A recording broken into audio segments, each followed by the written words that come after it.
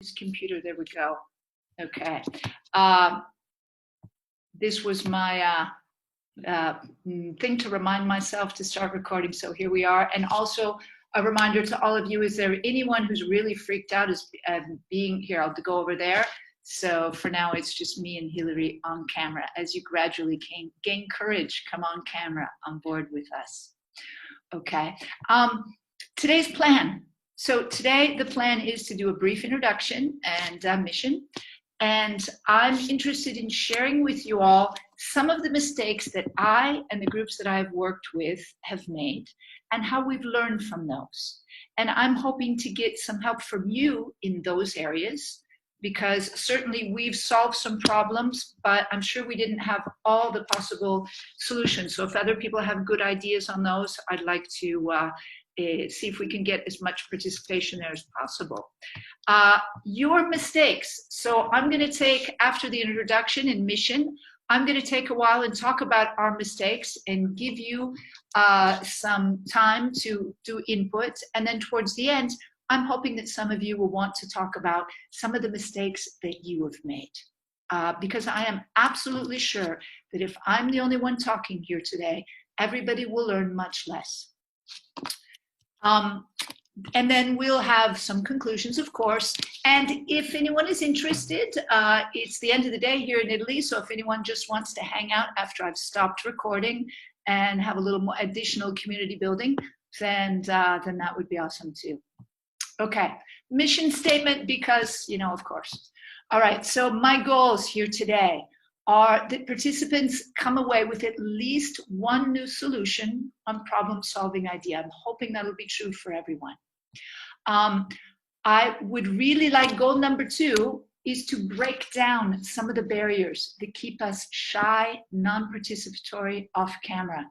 So full disclosure, my dependent variable on that one is I'm going to look at the number of people on camera by the end. I'm going to move this over a little bit. So I'm going to move us. I'm going to move myself, because otherwise people are just going to get too freaked out right now. Oh, wait a minute. I'm looking for me. I will find me here. I don't want y'all to have to be here. Okay. I would like to break down some of these barriers. I want to look toward the end. If we got more people on camera, then I will consider to have been a success in that. And time permitting, I also want to look at the number of people and the amount of time that you all are contributing. Because I repeat, if I'm the only one talking, then everybody is going to learn less. I would also like to try and demonstrate good practice by helping us stay on track. I would like to point out that goals 2 and goals 3 are kind of contradictory, or rather, if goal number 3, if I'm kind of all punishing, and that's my hand speaking Italian, so if I'm very punishing, let's have my hand speak English now. If I'm punishing, then that's not going to encourage you to contribute. And if we get way too chatty, then that's going to be a real problem for the people watching the recording part. So let's start out just knowing that we're going to have to sort of toggle back and forth between those two. If you're here in real time today, I apologize in advance if I ever rein you in the interest of time. And if you're watching the recorded version, please be a little patient with us in the name of barrier smashing and community building. If we're not super, there's my bilingual hand, absolutely on track in every single moment. And possibly community building, continuing building community as by breaking barriers, and possibly after the recording stops. So a little bit about me. Who am I? I've put this here and you cannot see it. Who am I? I am from Southern California. That is a picture of the intersection of Pacific Coast Highway and Sunset Boulevard, one of my favorite beaches in this universe. I grew up in Southern California. Went to UCLA, go Bruins. And then after my graduation, I got a backpack and a Eurail pass, which was 3 month train tickets. And I went traveling around Europe, and I kind of never went home. I am speaking to you today here from Italy, where I've raised 2 sons. This is a picture from my second wedding, and just a few years ago. As you can see, I have two gorgeous full-grown sons and a penchant for dyeing colors into my hair. I'm sort of living the under the Tuscan sun life. I live just outside of Florence in a little town called Fiesole, and out in the country, where my husband and I have frequent ridiculously themed costume party. My husband is the guy with the peace sign there. And also have olive trees and make our own olive oil. So you're probably asking yourself, why on earth is she showing us these pictures? The answer goes to goal number 2, breaking down some barriers. It is my intention to, this is an attempt at antecedent manipulation. If I show you some stupid pictures of me and my husband dressed in costumes, maybe you will be a little bit less shy about showing up, about speaking up, about being part of this community in a more active way. And speaking to that, Dare Greatly, you may be familiar with this poem by Theodore Roosevelt, written over 100 years ago. Many of you probably are. He makes the point that those watching in the stands are not the ones to whom honor awaits. The credit belongs to the guy who's actually down in the dust. And even if he makes mistakes, he will do so knowing that he dared greatly. So I really, really promise you, if you gradually gather your courage, you will get a whole lot more out of this. And I certainly will, because I kind of already know the things that I'm going to say. So here we go. Who am I professionally speaking? I am, as Hillary was starting to say, I started out as a BCA BA in 2004, the first board certified person here in Italy. When the boards kind of started to downgrade that as a certification, I broke the piggy bank, got upgraded to BCBA, and I live and work here in Italy. I'm an instructor in verified course sequences and knots in Italy, and have been for the better part of 10 years. The bulk of my work, at least until COVID hit, was traveling all around Italy and parts of Switzerland to provide consultation to clinics. And who knows if that's going to come back, we will see. Full disclosure, I am not an expert. I can bring, via my role as an external consultant, I think I can bring value here today, because I've seen a lot of people try this process. I have helped them work through problems. So I think that that is something that I can bring, but I am not in the same class with Hillary, with Emily Kearney, with Penny Holloway, with all those wonderful people who are doing so much on the Facebook group. My message here is that although I am not an expert, I believe I can still bring value to this group. And so I encourage you to consider whether that sentence applies to you as well. Karen, this is the reason I'm excited to see you here today. On the Facebook chat, Karen, when Hillary came up with this idea, Karen said, I don't know if I have the right stuff to be a presenter. And Hillary basically said, imposter syndrome, get over it, okay? And I went, oh, she's talking to me. So that's why I'm here today. And so thank you, not just Hillary, but Karen, who encouraged me to work through my my incipient perfectionism. I'm really hoping, I have presented my professional credentials here today, but I'm hoping as you contribute, you notice those of us who were here before we started recording, I didn't ask you your role. I identified my role because I showed you stupid pictures of my Halloween party. So I wanted to get a little bit of credential in there, lest you wonder who the heck you were talking to. As we participate, I think it would be very interesting to hear where people are calling from, but I'm not sure if our individual roles within our clinic or home structures are the most useful information. I'm imagining first 3 people saying, I'm the clinical director here, I'm the clinical director there, and thinking then we got some RBTs who are just going to be scared to open their mouths. And I know that those working in the trenches have so much to offer us, that there are different roles. So those who are down there working, it's important that we not accidentally make you feel like your contributions are not worthwhile. So Denise Smith, personal Denise Smith work, Iska and I, which was like a movie with Yul Brynner, right? No, okay.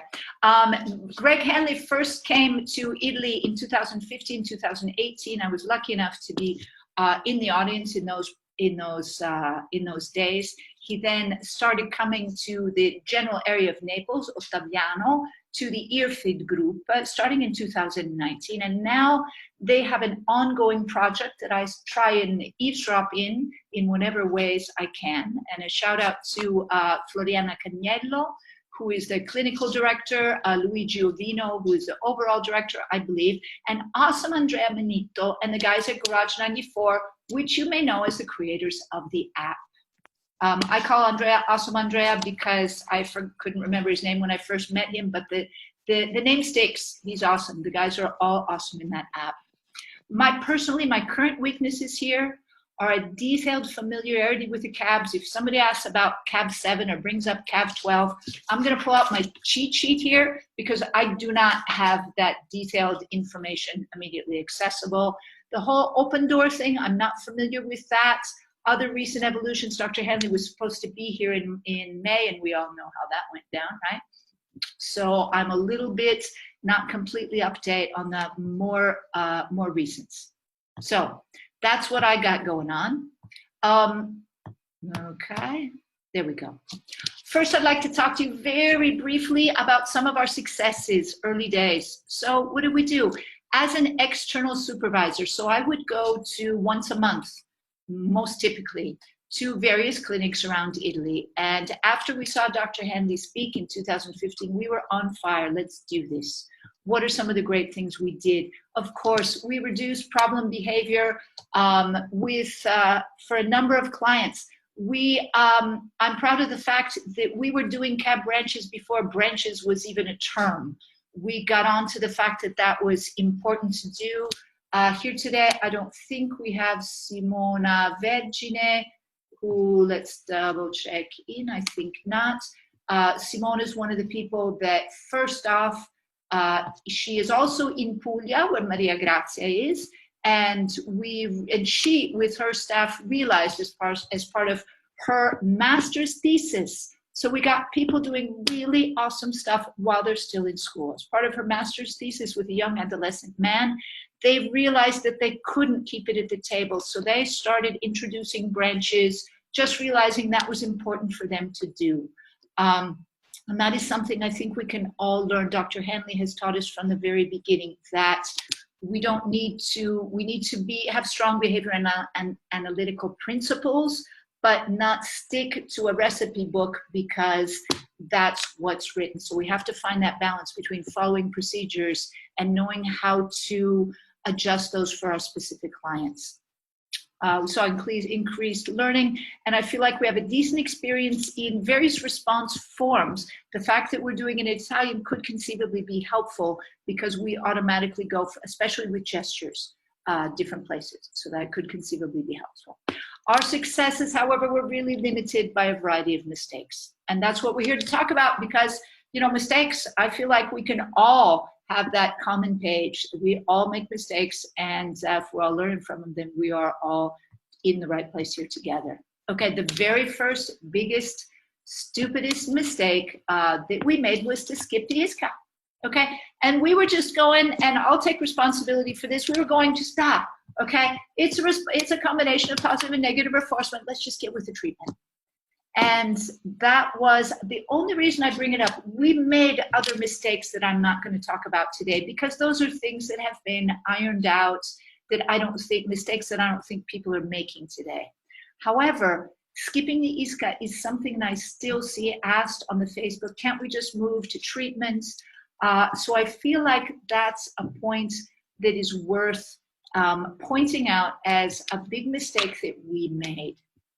I have full confession to make at this point, however, in that even though I know it's a huge mistake, I just did it again because telehealth, COVID. I was in a situation recently, and the parents got to me and said, we have massive behaviors, and I felt that the parent was not going to be able to do the ISCA in the 2 remaining sessions before the therapist went on vacation. So I went directly to treatment. That was not a good idea. I knew it was not a good idea, and I did it anyway. So I'm just offering out, in addition to my mistakes, my stupidity, because that's just not a mistake. That's being stupid. I should have known better than to do that. At this point, I would be really, really interested to know if anyone else, I would really like to open up microphones here. Has anyone else done, Hillary, let me know if you want me to step away from the practical functional assessment part, because you did that last time. My specific question then is, do people have experience doing that remotely? And do they have any wisdom that they would like to share so that we don't collectively repeat my mistake of just not doing it? I love this. I think that is a really common mistake and one I have also made. But I also want to add that in some of the new iterations of this process, the FTF group does have an expedited version of SBT where they recommend skipping the analysis. Really? But there are very specific caveats to that, that you know your learner exceptionally well. So if you take a look at the work Eric Jacobson's group is doing at Tradewinds, they have an expedited version of SBT, and they've kind of outlined a little bit of what that looks like, but essentially they skip it if they know their learner really well and they can easily turn behavior off and on. And there's nothing idiosyncratic necessarily that you kind of have. That's what the analysis is great for, right? But there's nothing you really have to navigate, especially carefully. That written information, is there a specific place we can find that? If you look, it's in the ISCA group somewhere. Eric Jacobson shared their universal protocols for their schools, and so it's on there. In those school protocols, in the file section then, if he shared those. Probably, yeah. Or if you just search his name, you might be able to find it. They run 3-day schools and multiple residential programs. And so I think in those situations, it's probably a little bit easier to skip the analysis because you're not dealing with a home situation with some of those more idiosyncratic pieces. Yes, I also have made this mistake, and I've also made it recently. So I feel this deeply. So Hillary and I are here modeling all this behavior for you, all this making mistakes and publicly talking about them so that everyone else here will feel so much more at ease to contribute and to share their mistakes, because really otherwise it can be a rough thing. Has anyone here done an ISCA via telehealth? I'm very curious about that myself. No, but I know we also are kind of in an interesting situation here where we have our BCBAs who are operating remotely, but we do have RBTs in some cases that are in the home. Okay. And so actually Amanda and I were just talking about it earlier today about one of the cases we have where he might be a good candidate for this, but figuring out first. And ironically, it's funny you mentioned this, Denise, because my first thought this morning was like, let's get in there and just do this. And I'm like, no, we need to make sure we can control and turn this behavior off and on. If we don't have that, then we can't go forward. But likely for us, it would be a combination. I know we're also talking right now to FTF Consulting about seeing if they might be able to partner with us to do some training and some consultation. And I know that they mentioned that they have been doing some things kind of virtually as well. So they, I know, have been doing some stuff. Unfortunately, I can't say that I know what we are going to do yet because we just were talking about this morning. I think the mixed model, which is perhaps less an option here in Italy, but more an option in the United States, is very easily imaginable because you can have a separate Zoom session and do all that role playing, go through all your BST, you can make even videos, you can do that all staff training and then go on the ground and be in real time. Presumably you have real time BCBA looking in from remotely and problem solving as you go, like anything else in top. Okay, that's I hadn't really thought of that. Oh, Caitlin, thank you for participating. Whatever you're going to say, I was trying to jump in.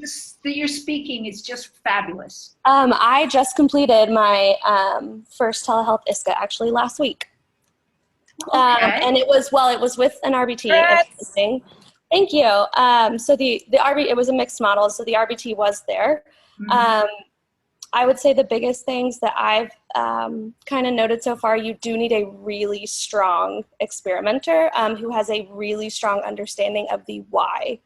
My RBT has a pretty strong understanding. There were a couple of errors that were made. I think having even a better understanding. So an example was during the EO condition, the client mandated for assistance, and she honored that request when probably she should have denied because we were trying to progress the EO. It was a little messy. It wasn't as perfect as I would have liked it to be, but we did get some pretty good control, I think. So I don't know if there's any other questions, but it can be done. Okay. Yeah. That is awesome. The mixed version especially is I had in mind when I wrote the question, pure telehealth, so just with parents.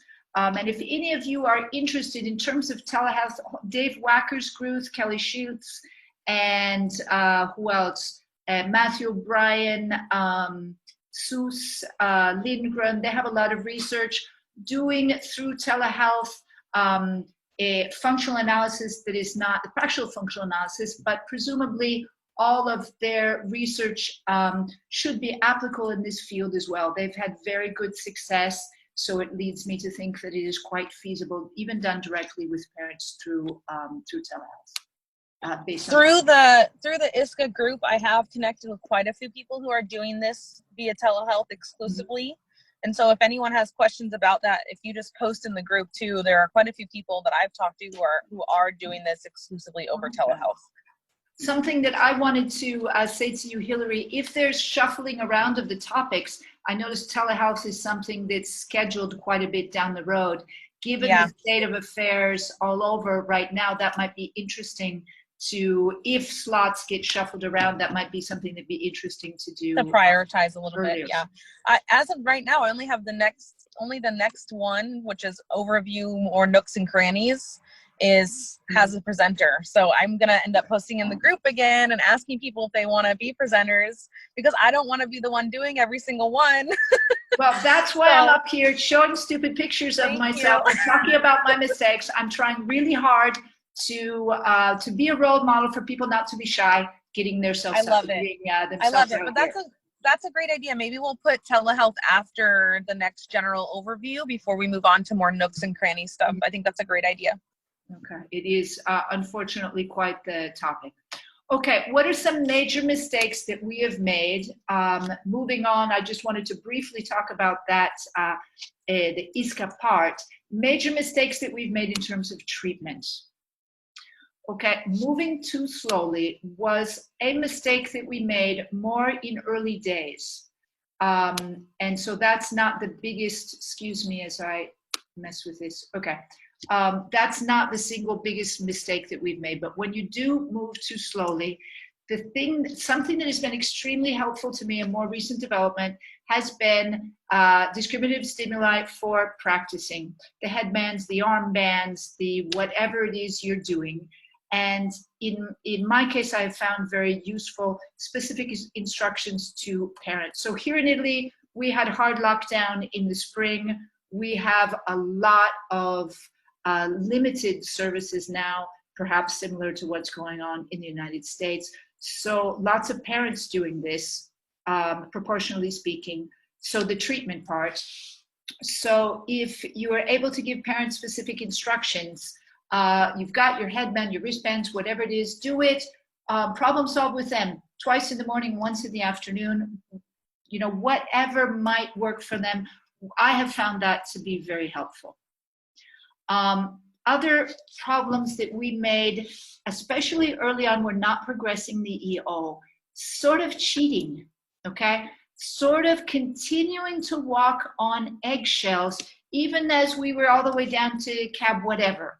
So we had a lot of, I'm not gonna, I can see, I don't wanna ask him that. We're just gonna do this with what we would call now a branch. At that time, there was no discussion of branches, but a lot of, we're just going to keep it to academic work, or we're not going to pull out that particular math book that he especially hates.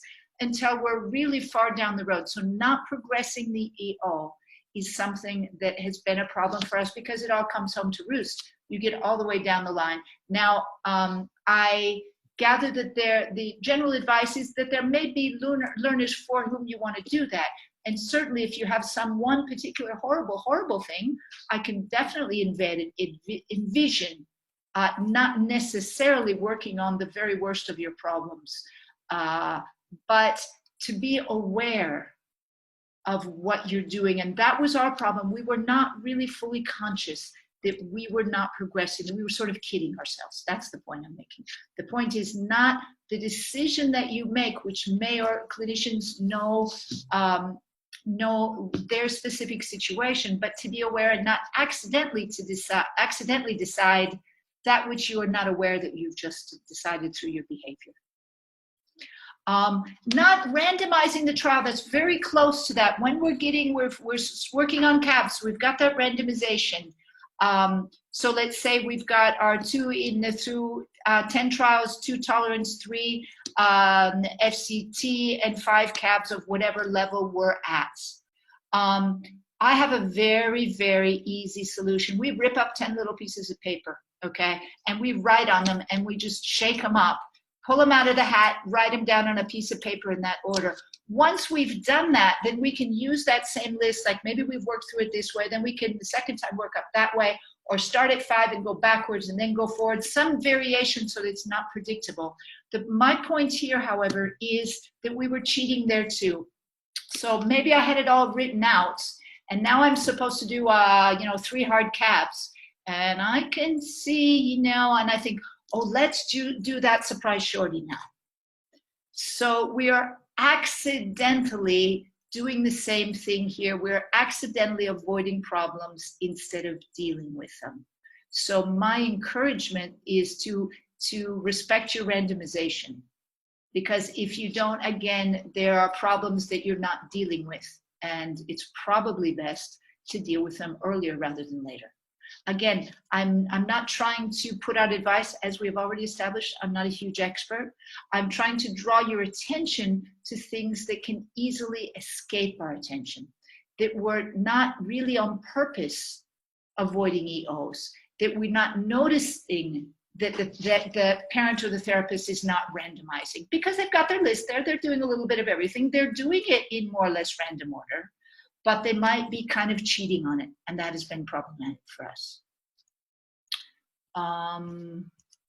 Okay, my question, I have a specific question. When the phrase that you use when you start, so you end your reinforcement condition, what kind of language do you use? Time to work? I'm really curious to know what sort of signals of the end of the reinforcement condition people are using.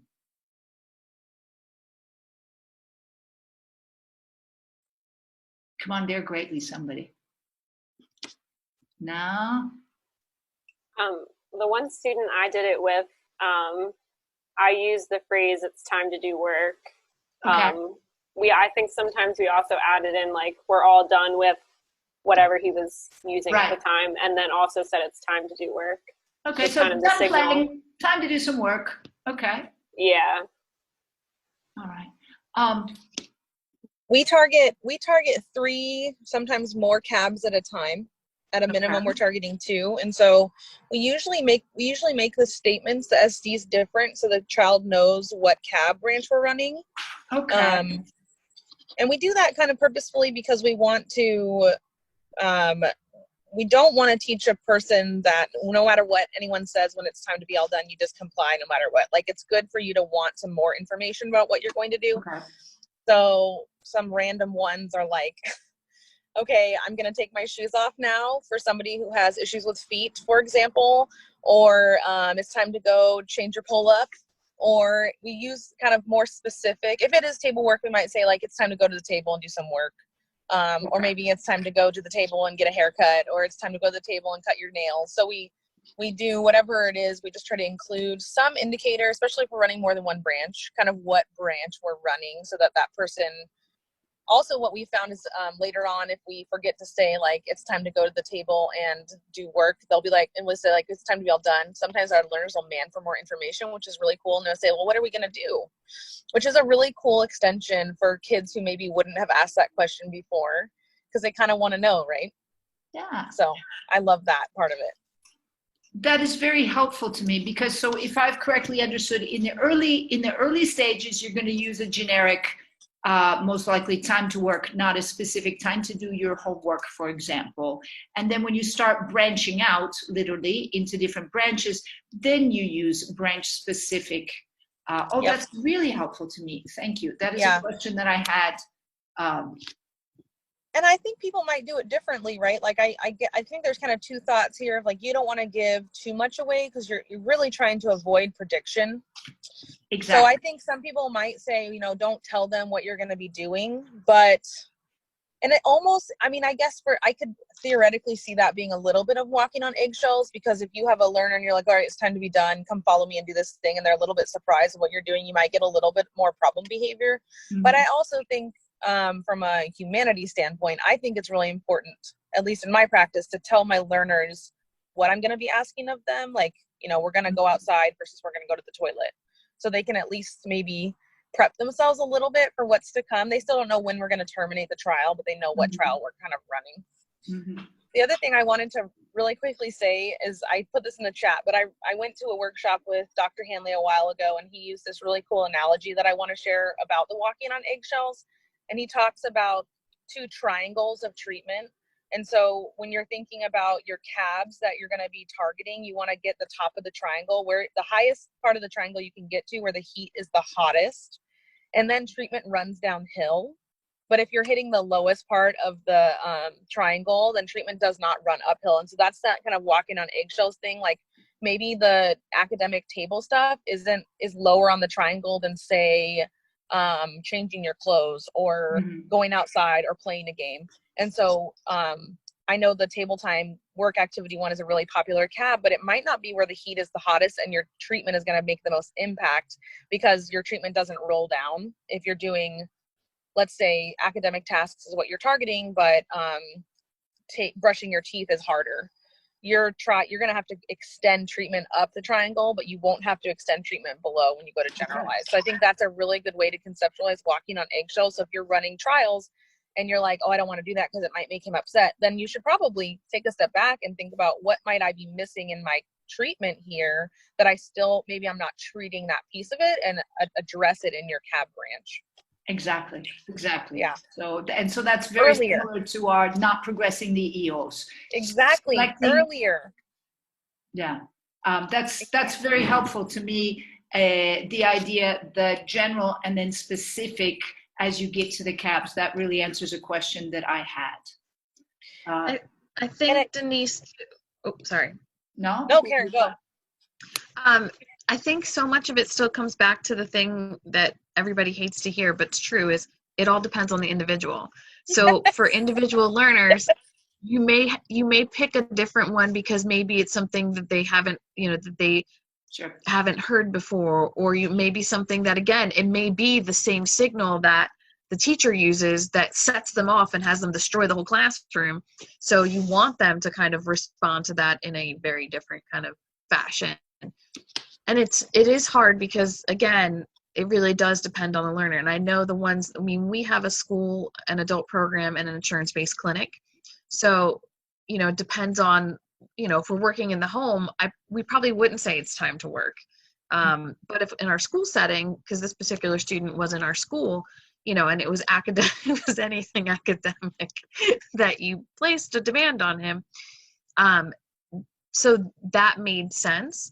But in the home setting, it might be a completely different one that is kind of that, it's time to go to grandma's, or it's time to eat dinner. My daughter, who's 2.5, that's what sets her off. She doesn't want to stop playing. So it still does end up being also, I think, learner specific. There's not one catchphrase that covers them all. Okay. Let me ask a question here myself. If I've always worked on the assumption that at very early days, so when we're working up through the tolerance response and the first cab or two, the really, really easy stuff, that we would use a general let's go work or equivalent, not let's go eat dinner or let's go do your homework or whatever it is. Would it be correct, Hillary, to say that generally speaking, in those early working up through the very first or second cab, would it be most common practice to use a general statement like time to work, enough playing, or something like that, of wanting to avoid in early days being too specific? Or is that? I don't know. I think I agree with Karen. I think that's really learner specific, right? Okay. Like if the EO's hearing it's time to be done playing it, or it's time to put the iPad down and go do chores, then I would use that from the first day so I can desensitize it early. But if it's, I mean, I don't know. Like I had a learner who, if you didn't give her the specific information, you would get problem behavior. So we never gave the specific information, right? Because that was the EO. It's time to be all done. Where are we going? What are we doing? What are we doing? Blah, blah, blah. It's like, it's just time to be done right now, right? And so we treated that, and then we came back later and allowed those specific requests after it wasn't causing problem behaviors anymore. Okay. Variably and unpredictably. I'm going to move this on ahead a little bit in the interest of time. Other mistakes that we've made more common, the mistake, and I really wanted to address this slide here because it's something that's been coming up a lot on Facebook. Moving too quickly, or in other words, rushing through the cabs and getting to especially the chained response, excuse me, my way, okay. Whatever, or if it's, excuse me, my way, okay, whatever that, whether it's gestural, whether it's vocal, that is something that has come up with us repeatedly. So a couple of things that have worked for us, and I really, really would like to hear things that have worked for you. For us, we've had, first of all, if someone, if it's vocal, especially, if it's gestural, it's a little bit easier. If it's vocal, would someone mind role-playing with this so I can model it? Karen, that was a very, why not kind of, that's cool. That was, so if Karen, if you can like model a, excuse me, my way sort of thing. Okay, so I'm here doing my work. So I'm the teacher or you're the teacher? You're the student, I'm sorry. Okay. So I'm the teacher doing my work here. Excuse me, my way, okay? Oh, hey, Karen, yeah, what's up? My way. My way, excuse me, my way, okay? So the key to me is remembering that excuse me is actually a man for attention. And my way is a man for whatever it's a man for, all the other stuff and breaks and the synthesized contingency. So to treat it that way, the most useful thing that we've done is what I just modeled, step all over, to respond, excuse me, give them that attention and talk all over it. So I'm really not even hearing what you're saying. And then saying, so what's up, or some leading, and then we can prompt them my way so that eventually it just becomes, excuse me, my way. After, and it generally with the clients that we've had, it doesn't take very long. They learn that it's useless to keep talking after excuse me. The other thing that has been a solution that we have come up with, and in Italian I call it the pausa santa, which we could translate as holy hesitation. What it is basically, and I was very gratified to hear Shannon Ward talk about it in one of the 1 hour, the Advancing Complexity webinar.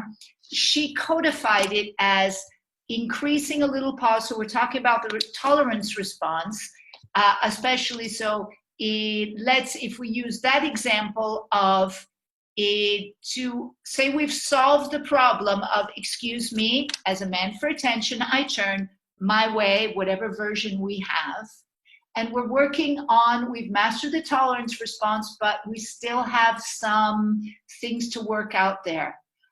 So we have a tendency to speed up and go all over that. So Karen, if we were to role play, are you up for another role play, Karen? Do you want me to do the my way correctly the second time?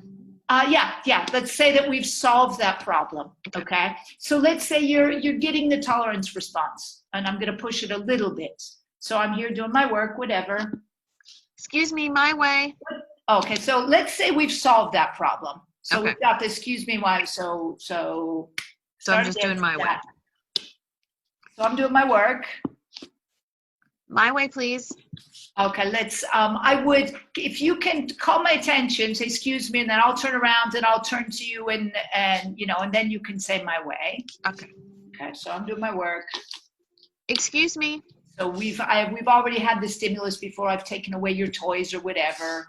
And that was perhaps the part that's not unclear. Okay, it's time to whatever it's time to. You say, excuse me, and I give you attention, say what's up, whatever it is, and you say, my way, please. Sure.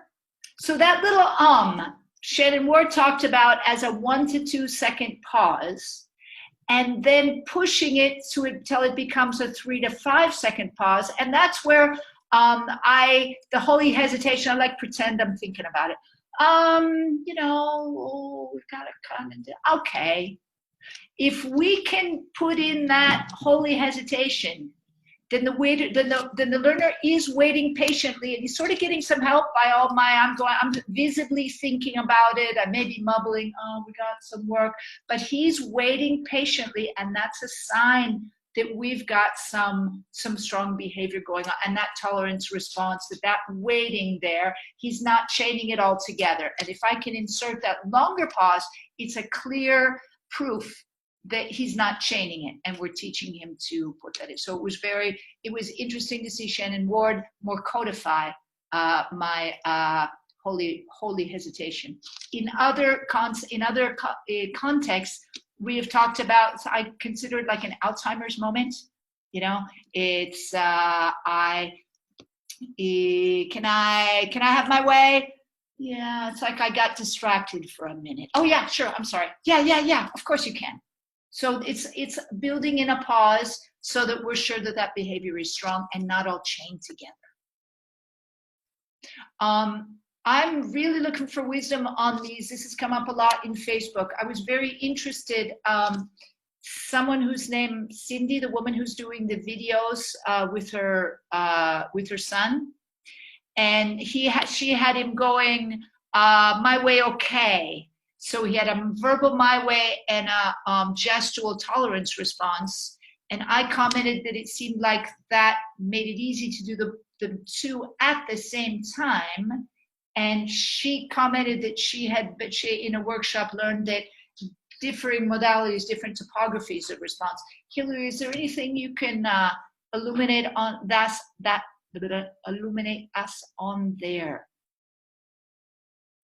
I think, when I've taken the classes and the workshops, when it comes to two different modalities, that seems to be with learners who maybe have some discriminative difficulties where, if you were to do 2 gestures or 2 verbal responses, then you'd get more chained behavior than if you have opposite modalities. Mm-hmm. So yeah, I think as always, it depends on your learner. Yeah, I think this is probably the most difficult piece in the early stages, is really getting your discrimination training down. And for me in my practice, what has changed this is just knowing how to prompt and knowing what prompts kids respond to. Mm-hmm. So, some kids are better with like a kind of, I had one client who we were videotaping sessions, and then they would watch them in between sessions, and she would watch how we were prompting, and we were saying, she was doing, excuse me, my way, and we'd be like, excuse me, okay, wait, pause, my way, and she would watch those, and we would come back, and she would master it on her own from watching the videos, which was really cool. And so then when we learned that, we started using that as a model prompt for her video. She did video modeling. Really, she would watch in between practice sessions, and she would advance her own, her progress would advance without any practice. It was really cool. So, and that was a really cool one. I think it just really comes down to knowing how to prompt people through mistakes and what learners are going to respond to better. And sorry, I'm right by the freeway. To that point, you remind me that we had a learner as well who was quite able, and we just did practice. If I bring up your homework, remember, you can just say my way. So we ran through some fake pretend trials. So remember, Yeah. what could you say if I get this and you don't want to do it, what could you say? My way. So we did some fake practices with no EO, in other words, narrating them through. And that for an able learner was also a good solution, very similar to your video modeling. Yeah. And I also think, in one of I think it was the 10-hour workshop that's on the FTF website. And maybe I might be wrong because I've done so many, but at some point, Dr. Hanley talks about if it's taking you too long, move on, right? Like, so I have one learner, we went way too slow. We tried all kinds of modalities and everything was messy. And so we accept a tap, chest, thumb as my way, because it's not worth the time for us to go back and clean it up. We really needed to move to treatment. And so we allow that messy sign for that person, and we don't do excuse me, and we drop the TR because it just wasn't worth the energy and the time. It would have taken us 4 months to get through that when we've gotten through 7 cabs in 4 months. So when we got to treatment, time was much better spent doing that. And I plan to go back and clean that up later now that we have some tolerance around teaching. Mm-hmm. So I think that's also something is to be really flexible around this and like know your learner. If your learner is somebody who's always, and this learner, they will probably always have someone right next to them at all times because of their abilities. They just need someone near them. And so the excuse me piece of it is not the most important part right now. I think later on it will be. And so I think knowing that about your learner and choosing what parts of treatment you really want to spend your time on, I think is really, really, really, really important. That's a point that Dr. Ward makes in that 1 hour advancing complexity part. She also says, if you're having to spend too much time, you can skip piece, whatever it is, and then come back to it. Know your learner, work if you've got severe behaviors, excuse me, and fine may just not be your priority. Exactly. Maybe that's where I saw that. I don't know. Watched everything. So it's a lot to keep in my brain who said what. It is a lot. But yeah, I think that's an important piece. And it's a judgment call. And again, it depends on your learner. It always depends. Yeah, depends on your learner. That's our mantra. Without falling into the pit of just hit and miss. More recent mistakes. So some recent mistakes that I have seen people making in particular is talking about the practical functional assessments, interviewing errors. Be very brief here because I know you all talked about that last time. Maybe this is an Italian thing, but people kind of want to stick to the scripts. And we want to create rapport with whoever we're talking to and stick to the essence of what that question is. But you can use your own language in whatever way it's most effective for that parent. I often will say, oh my gosh, I can just imagine how hard it must be sometimes. I mean, like, what's the worst situation that you run into? So I've just asked the question with different language, but in a way that emphasizes that demonstrates empathy with that parent. Going into the room without checking with the team's hypothesis. So if you're working as an external consultant and your team says, okay, we've got it, this is a hypothesis, not going over that with them, because if it's your first or second time doing this, you may be taking some things for granted or may not have thought it all the way through. And if you're used to other standard forms of functional analysis, you may be limiting yourself too much. Another area is, again, going into the room basically without sufficient preparation on the consultant with the staff. So all that role playing, basically your BST in there, making sure you go all the way through that. And that's so easy not to do because time is always a concern for everybody. But in my experience, when we don't do that, we always pay the price. Not enough stuff in the synthesized condition. That's what Dr. Hanley did in real time, talked therapists through in Naples a couple of years ago, and they had a room with like 3 balls. They said, he really likes balls. And he said, what, 3? You don't have more than 3 balls here? And they pulled in like 20 balls, and it was the key to success. So something that I have often seen is people are rather miserly with their stuff, and we can help them out with that. More ISCA errors are, again, we're back to going into the room without having role played everything completely. The single biggest ISCA error that I would love to share with people is not having it be sufficiently clear to everyone that anyone can stop the ISCA. That was a huge mistake we made with we were running the ISCA. I did not know him well. The lead therapist, who also did not know him extremely well, was the one running it. She was writing her master's thesis and was the first author. The people who knew him best were watching in video feed in another room. Later, they told us, we were sitting there going, oh my God, now he's going to go, now he's going to blow, now he's going to blow. I was insufficiently clear.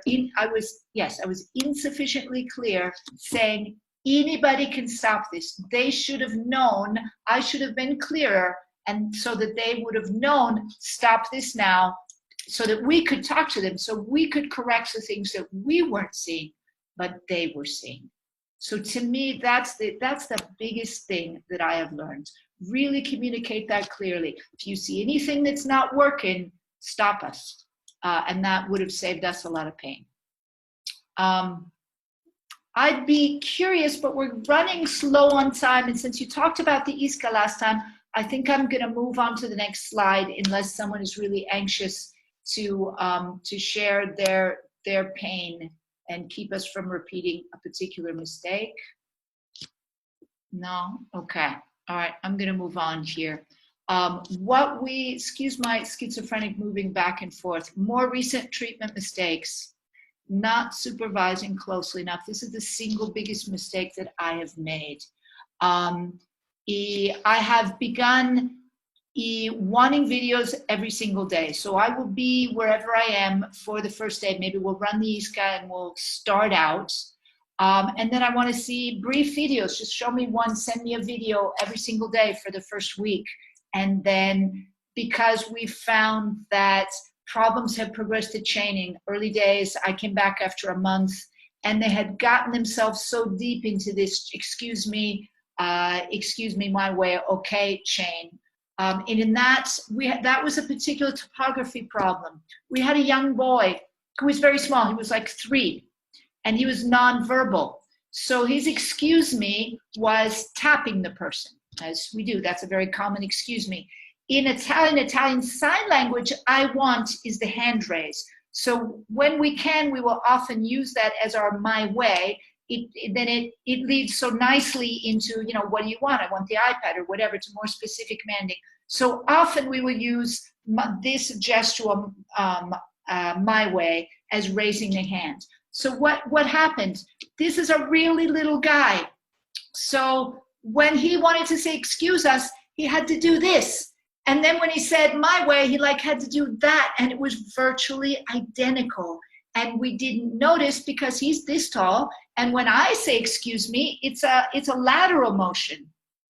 And for him to say excuse me, his arm was up there, and then my way, his arm was up there, and that was an unforeseen topographical problem. So that sort of thinking about the different signs. And had I supervised them more closely, I would have caught that day one. When they introduced the excuse me, and we could have solved it. I saw them a month later, and they'd just given up. I'm really curious to know about your supervision, or the supervision that you were receiving. What has been effective frequency or modality? Is anyone else seeing like, upload me a quick video every day, or let's do a brief remote every twice a week, or anything like that? I'm really curious about frequency of supervision.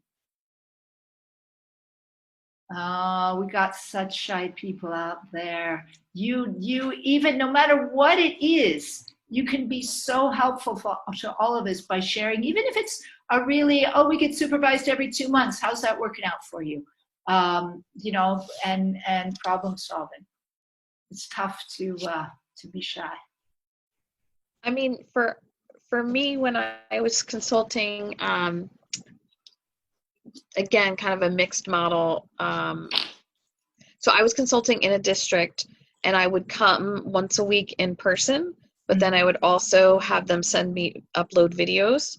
So that way I could then, review and see kind of what was going on. Mm-hmm. For my current role, I was in the building, so it wasn't very difficult. They were also recording them. I found recording the sessions when we can has been really, really helpful in being able for staff to problem solve for themselves, because it's hard when you're to step outside when you're in the middle of it, but also for, just reviewing in general and kind of seeing, okay, what's going on here. So in that case, they were doing it daily, and we're fortunate for our school, the BCBAs are on site, so are the teachers. So it was very, very, very collaborative. Okay. But when it was just me as an outside consultant for a district, it was the in-person once a week and then a video kind of distance review the other part of the week, just for one day. So it was like twice a week. Okay. And twice a week, early days, that's the part of treatment that we've had most trouble. So twice a week, even early days, that was sufficient in your experience for most learners. I mean, we're generalizing, obviously. In that particular case, yes. I mean, I had already been working with the staff and the district for several years, and they were pretty well versed in ABA and kind of what we were doing and why we were doing it. And they were very quickly converted when this learner, who previously was exhibiting all sorts of interesting behaviors, when we could control it and kind of, they were like, oh my God, this, because they literally told me, we don't think this is going to work. And I said, well, let's just try it and see what happens. And then very quickly they saw it working, and so they bought right in. And I was able to, they were good data collectors. And I also had some, like, they had a blackboard that would have kind of their hints or their cheat sheets to kind of help them stay on track. Okay, Karen, I'm going to move on a little bit here with just for reasons of time. I'm sorry to cut you off. Hello to Penny. It's exciting to meet you as well. I don't know if you have any suggestions or tips about supervision frequency thereof, or modality thereof, early days. That was a common problem for us. If not, that's good too. No, I just so appreciate all your input. I'm still an RBT sitting this year. I do know that frequent supervision, especially in the beginning, is very helpful, mostly to make sure that all the possible mistakes get smoothed out, so that we don't start off with treatment infidelity. So okay. I'm very curious to hear everything you guys have to say. I agree. That's what I've come up with. If we can give that frequent supervision early on, and for me, it's send me videos, and then I go away and I said, I just did it again. I just told people to send me more videos, and of course that's not something that I generally charge for. So it's just I come home and I say to my husband, I've done it again. But you really, it's otherwise you just pay the price. So I've written here, more recent mistakes, not supervising closely enough. So I've written it a second time because it's just such a big problem. So I wanted to write it again. It has led to, in our case, problems like the topography problems, discriminating man's for attention and my way, trying to say, oh, he doesn't do it in other rooms, and trying to sort of going off on their own in various ways way too early if we let too much time go by. The specific but not general EO early days, and that was so helpful, the conversation we had a few minutes ago. Hillary, thank you. We're just going to do a little bit. So it's time to do some homework, but only a little bit. So inadvertently, without thinking about it, because we've been walking on eggshells for so long that I didn't even realize I was saying it. That sort of thing, the kinds of errors. And when I pointed it out, he went, oh, of course, I should have known better. So it's that early stuff that you can see more clearly. Lack of clarity between reinforcement and the cab. I have parents or therapists going, okay, we're playing all right. Now what do you say? Let's just sort of wishy-washiness is something else that I've caught with more very early on, teaching them to be more clear. That whole go high, go low sort of thing from the back from the ISCA is useful in treatment as well. Okay, we're done. That very clear language is something else that I found people have had a hard time with.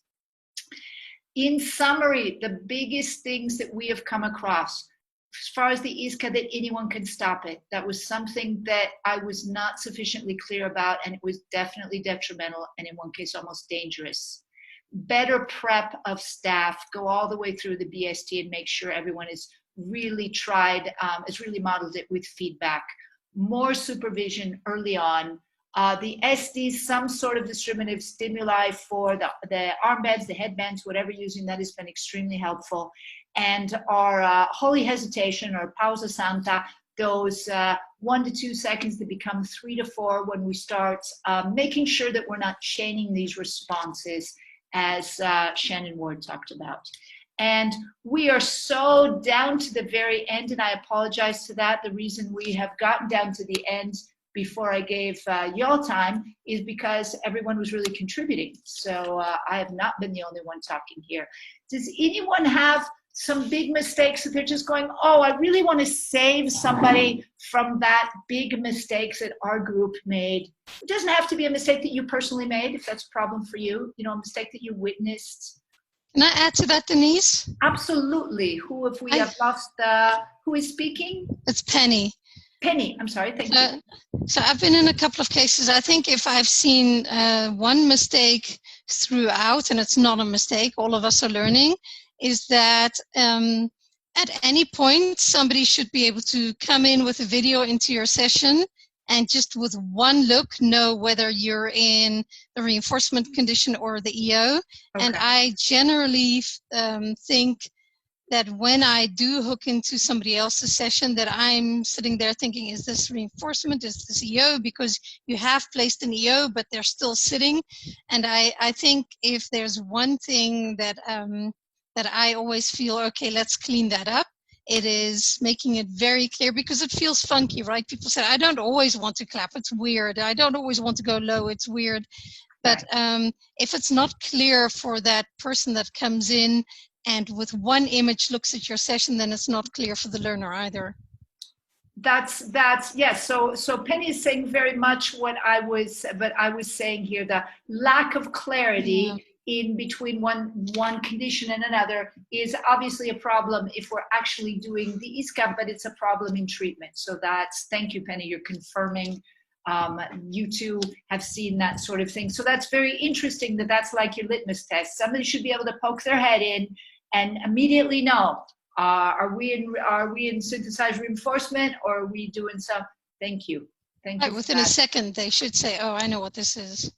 That makes sense. That makes a lot of sense. Does anybody else have something that they can save us from? I want to add on to what Penny said. I just appreciate, Denise, this has been so amazing. I just love this conversation about mistakes so much. And Penny, I love that. I also, though, want to expand that when you go later on to more generalized cabs, it might not be that simple, right? So like, for example, I have a learner where we've done many, many cabs, and I've posted a picture of myself in their pool before. So right now we're doing a pool cab where we're in the pool playing, and the cab branch is to play my way instead of their way. And so if someone were to come in and look, they would not know if we're an EO or SR, because we're still having a ton of fun, but he's not getting to do it his way, right? So he's he's being more flexible in play. So I 100% agree, Penny. I think especially really early on in those first iterations of your cabs, you absolutely need to be exceptionally clear. But as you start to generalize into life, it doesn't have to be as clear. And my favorite one is when Dr. Hanley talks about his son having to write an essay, and then, you know, getting all his materials, coming and sitting down and being like, all right, fine, I'll do this. And then him looking at him being like, get out of here, let's go play some basketball, right? So like, it's never really, when it expands into life, it's not that clear. But it is really important early on to be extremely clear. So yeah, I appreciate I think both I'm of talking those. about the beginning. And you looked awesome in those glasses, by the way, those goggles. I love the dino, they're dino goggles. Okay. Now that's part of their way, right? Me wearing those is their way. Wear those goggles. Put those goggles on. Okay. Yeah. Not wearing them is my way. I would order you to put those on too. I would make them my way too. So, Hillary, when do you start fading away the complete clarity? Is that different per learner? Yeah, it's so hard. I mean, for some of mine, 10 trials into treatment, we don't clap anymore, right? Like they need it to be more casual, right? Like especially some of my teenagers or especially in enhanced choice. I mean, we're not doing that at all, even at all. I mean, we're not doing stand-up clap in enhanced choice. For some of my other learners, like it's a little bit of a balancing act of making sure it's clear for the learner, but also like making sure it's a reinforcing context for everyone. So like some of my staff, like if the learner is okay with it, like we start to kind of fuzz that out a little bit later on, but definitely not early. Probably, man, it's hard to say. Sometimes it's really early on. Sometimes it's, 3 months in. Sometimes it's one cab branch later. Right, and but what sometimes it's determines never. it? What determines when you say, okay, I'm going to start fading out those CMORs? For me, when I see my learner initiating without them, so like maybe there's an unplanned EO that happens and they start signing my way. Like those, one of my kids, I think, will kind of need a clap for a long time, but we don't stand up and sit down anymore. And so we just kind of inch closer and clap and say, okay, it's time, right? Others, we just are like casually playing and we're like, all right, I'm done doing this. Excuse me. Yeah. Can I have my way? Sure. You can have your way. Right. Like, so it's more casual. It just depends on when you recognize those early signs of generalization. You're fading your prompt and they're doing it before you even think to fade it. They're beating you to the punch. Right. So that's kind of what determines it for me. Probably basically when you get the complaint from the parent, now my child's walking around all day saying my way, that's probably the time that you can start fading it out. When you get that complaint, which is like, yay. I know, it's so awesome, but I stopped running into that problem because on FTF's recommendation, and Denise's, you talked about this too, we use indicators for all of our sessions now. So those stimulus controls are powerful. Like I walk in a house and oftentimes my learner is bringing me my bracelet. We use bracelets. And so so you signal the availability of my time. And then there's not the unavailability. There's just the built-in program. No, not right now. I love that. Right. We're not playing this game. It's kind of our language. We're not playing this game right now, or we're not doing my way. My way is not available until we're ready to generalize full day. I love that. Yeah, the indicator has been a game changer for our entire practice. Every single client. Yeah. Have to do it. The other thing about the indicator that I've loved is with it, we've introduced a lot of pieces of the enhanced choice model. So if we are not HRE for a specific amount of time or we're hitting problem behaviors, we kind of let the child opt out. We take the bracelet off and we say, we're just going to hang out right now. We don't have to do my way. And then later on, we check in with them, like, do you want to do my way? And they can opt into treatment or out of treatment. And we do that, I mean, I think across 90% of our cases. Even my most difficult discriminators get that. They get that piece of it very fast. You use that SD to facilitate the enhanced choice model too. Yeah, pieces of it. Yeah. Right, that's cool. Pieces of it, not the whole thing, but pieces of it. I mean, there's just, if you have an indicator on, there's always opportunity for the learner to opt out of treatment. Now, and that has been a game changer for us too. I love it. You're getting lots of problem behaviors. Maybe they're not HRE, maybe they're just having a rough day. And you're like, you know what? Do you want to do my way or do you want to hang out? And even my lowest learners will point to the bracelet and ask for us to take it off. And we take it off and we hang out, nothing changes. And maybe later on when they are HRE, and we usually per client set a time, we say, okay, if they're HRE for 10 minutes, you ask, or if they're HRE for 20 minutes, you ask. Then we'll say, hey, how are you feeling? You want to do some my way or do you want to keep hanging out? And I will say my experience lines up with the research that 9 times out of 10, they're asking to opt back into treatment. I love that. Which has been really cool. And it's added such a layer of safety. Like it's been really cool. So cool. I love that. Thank you. I'm so glad I hopped on for those 2 minutes anyway. I finished my session. I'm like, okay, I'm going on. I'm going to release those in the names. Anyone who needs to go, I don't want them to feel bad if they're cutting out because our official time is up.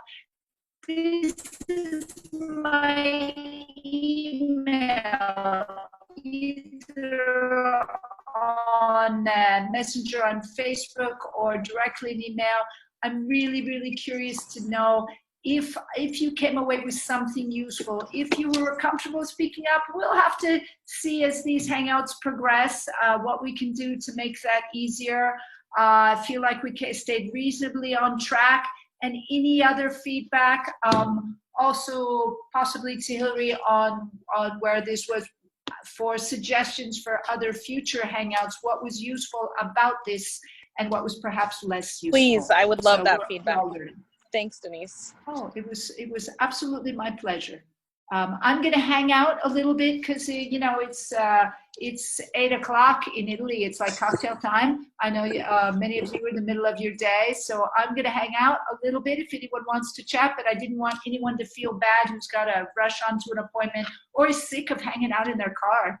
Hillary, No, I'm so HRE right now. Talking about this stuff is my literal HRE. I couldn't be any happier to sit in my car. Cool. Okay. Oops, I just resumed share instead of pause.